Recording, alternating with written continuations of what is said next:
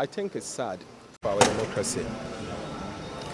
Sad in the sense that parliamentarians are not given the opportunity to do proper due diligence. In the sense that last minute push to pass finance agreement is not fair on us.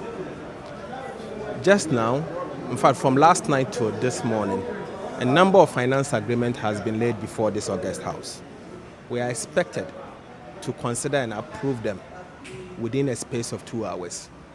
And that is what I personally think that it's not something we should encourage as a country because, look, things that are normally rushed, you don't get right results out of it.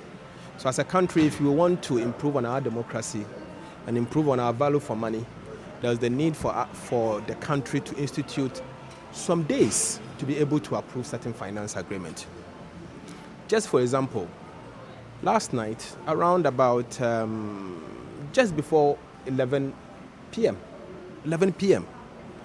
a loan agreement was laid for Cocoa Board to go and borrow 1.3 billion one, $7.5 million one, and another $600 million. So if you are to aggregate all of this, it's about $2 billion US. The document was laid almost to midnight. Parliament as an institution will have to sit, a committee of Parliament sits at 9 o'clock.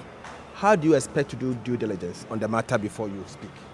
You see, we sat down. Yes, I agree that the syndicated loan is of urgent nature and we have to approve it. It's like annual ritual.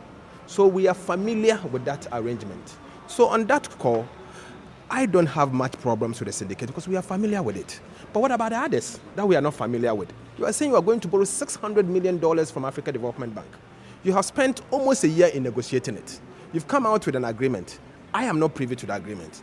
It is only this morning that I managed to read the document and come to understanding that even the loan agreement before us is not a loan agreement. It's only a mandate letter. So how can I approve a mandate letter? Contrary to what the Constitution says.